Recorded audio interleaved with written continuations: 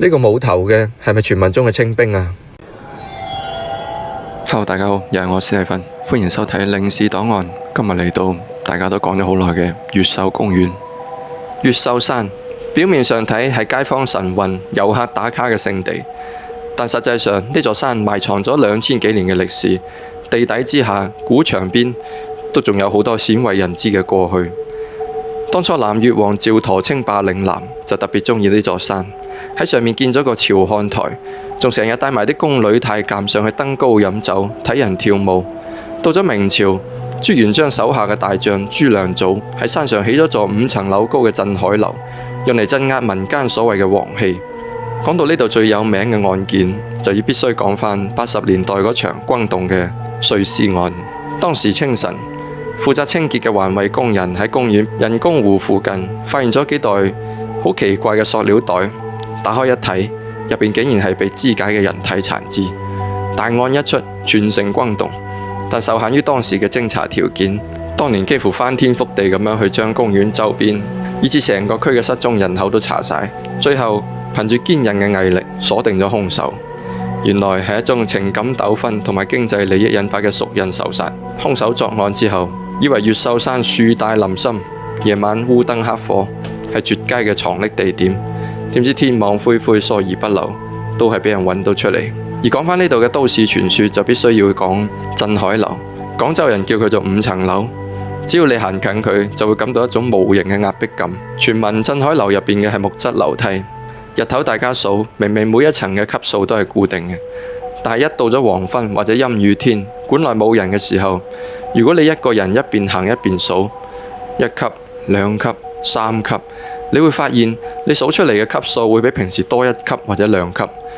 老人家話多出嚟嗰2級樓梯唔係俾生人行嘅，如果你數到多咗，千祈唔好停，亦都唔好回頭，因為可能有朋友正喺度踩住你數過嘅地方，跟住你後邊上樓。仲有另外一個就話呢邊有幾個大嘅人工湖，東秀湖、南秀湖、北秀湖。每逢農曆7月或者深夜無風嘅時候，湖面會泛起奇怪嘅綠色熒光。以前有人唔信邪，夜晚喺公園個湖邊度邊吹風邊傾偈，突然之間會見到湖中心浮起一個好似人形嘅物體，但游得好快。如果你唔知驚，伸啲手腳入去湖水度，仲會突然之間覺得隻腳好似俾一嚿好沉好冰冷嘅長頭髮水草咁纏住，一路向住水底咁拉。甚至有傳聞話揾到一啲溺水嘅屍體嘅時候，發現佢哋嘅腳踝上面都有5個手指印嘅淤青。仲有公園入邊保留咗一段明代嘅古城牆，上面爬滿咗老榕樹嘅樹根。榕樹喺風水上邊係極度聚陰嘅植物。話說清朝末年同抗日戰爭時期，越秀山係戰場，死傷無數。傳聞有啲住喺附近老鼠街或者公園周邊嘅街坊，響深夜2、3點，經常會聽到古城牆方向傳嚟整齊嘅步伐聲，甚至乎係伴隨住一啲好似槍械或者係一啲鐵鏈拖地咁樣嘅聲音。曾經有大膽嘅保安用電筒照過去，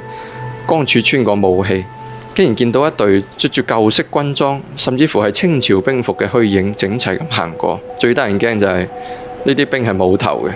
或者個面係一片模糊。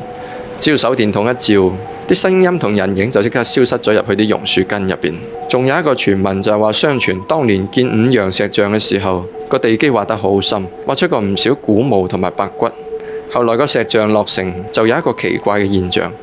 就係每年暴雨或者雷電交加嘅夜晚，如果有人經過五羊石像下邊，會聽到一陣細微但係好淒厲嘅喊聲，有啲似小朋友，又有啲似女人嘅喊聲。有人話係因為石像鎮壓住山底嘅一啲古老怨氣，每當雷電交加、磁場改變嘅時候，就會通過花崗岩嘅石塊播放出嚟。而喺咁多都市傳說當中，最出名嘅就要講返呢個五羊石像。有人話五羊石像其實唔止5隻羊，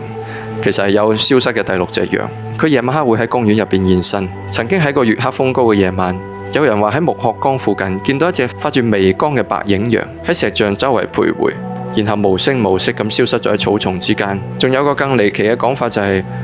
呢個第6隻羊其實係當年5仙騎過嚟嘅6隻羊之一，但因為某種原因冇化成石像，而係變咗一隻遊魂喺公園入邊遊蕩。有啲夜跑嘅街坊話，曾經喺公園周邊跑步嘅時候，聽到石像方向傳嚟羊叫嘅聲音，但公園入邊又邊度會有羊呢？亦都有遊客分享過自己同五羊石像嘅合影，發現張相入邊好似多咗一隻羊影。明明當時就係見到5隻羊，但手機顯示嘅就模模糊糊見到有第6隻。睇過呢張相嘅人，有啲人話係角度問題，有啲人話係 P 嘅，但亦都有人話寧可信其有咯。呢度嘅成語園又幾得意喎，可以有故事又有人仔睇，大家可以帶小朋友過嚟。同埋我發覺呢度好多人就咁坐喺度碌手機，但我覺得真係好熱。下次見。